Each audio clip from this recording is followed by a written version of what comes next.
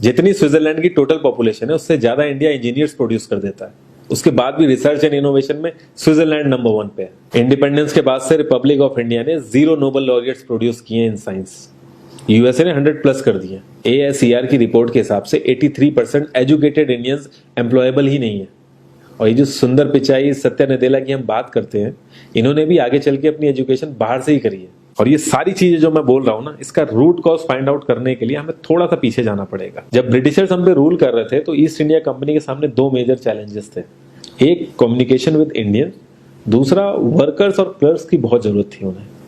फिर Thomas Babington McCoy ने हमें इंग्लिश एजुकेशन एक्ट ऑफ 1835 दिया, जिससे उनके दोनों पर्पस पूरे हुए। पहला, उनको बंदे चाहिए थे जो चुपचाप डेस्क पे बैठे, अपना काम करें, क्वेश्चंस ना करें और ज्यादा क्रिएटिव ना हो।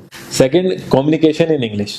इंग्लिश सबसे ज्यादा बोले जाने वाली लैंग्वेज नहीं है, उसके बाद भी इंग्लिश एक लैंग्वेज की बजाय एक क्लास बन गया इंडिया में। रशिया, चाइना, फ्रांस, ये सब जगह इतना ऑब्सेशन नहीं है इंग्लिश को लेके जितना इंडिया में है।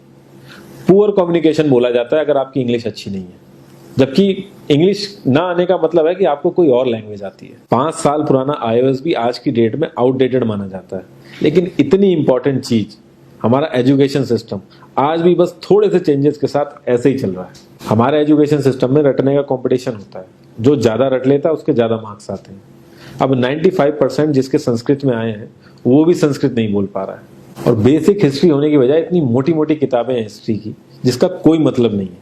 अगर आज की डेट में आपको कुछ भी पता करना, आप गूगल से पता कर लोगे, उसके लिए आपको याद करने की जरूरत नहीं है इतना कुछ। और ये गवर्नमेंट स्कूल में हर क्लास में इंग्लिश का सब्जेक्ट है।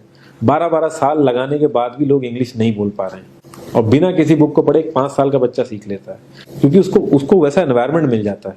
A+B का whole square is equal to A² + B² + 2AB।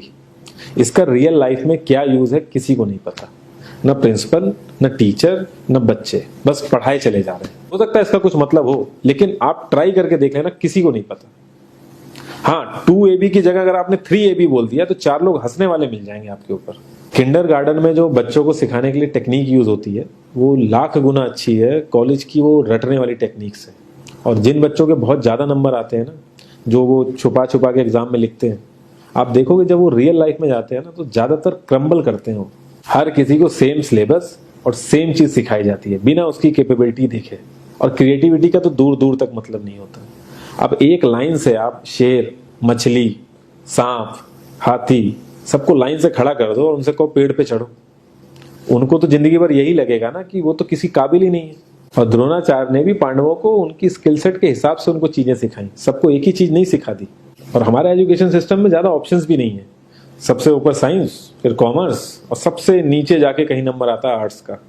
Arts लेने वाले को तो लोग इतना हल्के में लेते हैं जैसे वो किसी काम का ही नहीं है। हर माँ बाप को तो इंजीनियर या डॉक्टर ही बनाना है। कॉलेज वाले अगर एक्स्ट्रा कोर्स रख भी देते हैं तो माँ बाप एंट्री नहीं कराएंगे, तो वो सारा पैसा बर्बाद होगा कॉलेज का।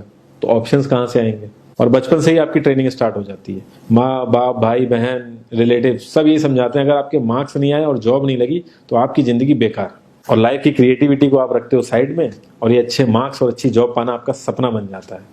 अब ये सपना पूरा हो जाता है तो बहुत बढ़िया है, दूसरे को जेलस फील कराओगे, नीचा फील कराओगे। और इस छोटी सी उम्र में अगर सपना टूट जाता है तो सेल्फ डाउट में आ जाओगे।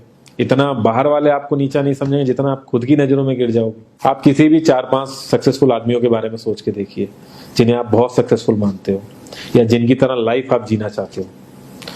मैं ये कह सकता हूं कि वो इस एजुकेशन सिस्टम की वजह से तो सक्सेसफुल नहीं होंगे, चाहे वो जो भी हो। धीरू भाई अंबानी, विराट कोहली, आमिर खान, नरेंद्र मोदी, ये सब हमारे इस करंट एजुकेशन सिस्टम के ट्रैप में नहीं फंसे। इन्होंने खुद सीखा, खुद एजुकेट हुए और खुद आगे बढ़े। किसी कंपनी के सीईओ को अगर ये कहा जाए कि आप अपनी कंपनी के सारे डिपार्टमेंट में इंटरव्यू दीजिए, तो कोई गारंटी नहीं है कि वो सारे डिपार्टमेंट के इंटरव्यू निकाल लेगा।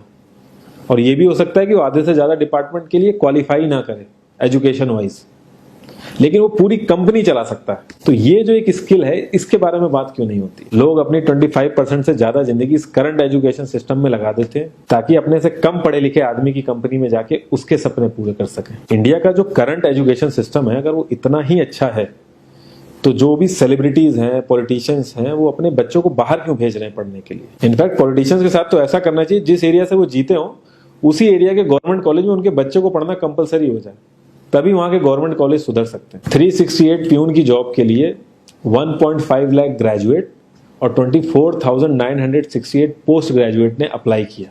मैं IAS-PCS की तो बात नहीं करता हूँ, वो तो एक पैशन की बात होती है, लेकिन कुछ लोग 5-5, 6-6 साल से तैयारी कर रहे हैं कि कोई भी गवर्नमेंट जॉब मिल जाए उन्हें। उनसे पूछोगे क्यों ऐसे इतने टाइम से लगे हुए हो, तो वो एक ही चीज बोलेंगे कि जॉब सिक्योर है। मतलब आप काम नहीं भी करोगे तो आपको निकाला नहीं जाएगा। ये सारी कामचोरी वाली बातें माइंड में इसीलिए आती हैं क्योंकि हमारा जो करंट एजुकेशन सिस्टम है वो इतना कॉन्फिडेंस ही नहीं देता है कि हम अपनी स्किल के दम पे कहीं जाके काम करें और हमें निकलने का डर ना हो। मैं आने वाले 10 साल की तो बात ही नहीं कर रहा हूँ, अगर मैं आने वाले 5 साल की भी बात करूं तो टेक्नोलॉजीज में इतना ज्यादा चेंजेस आ जाएगा कि जो आज हम पढ़ रहे हैं, जिस स्किल पे हम फोकस कर रहे हैं, पता नहीं वो रेलेवेंट भी होगी कि नहीं उस समय। Cloud computing, SEO, digital marketing, ये सब जॉब्स पहले एग्जिस्ट ही नहीं करती थी। हम लोगों को एजाइल होना पड़ेगा, नई नई चीजों को सीखने के लिए ओपन रहना पड़ेगा, क्रिएटिव माइंड लगाना पड़ेगा।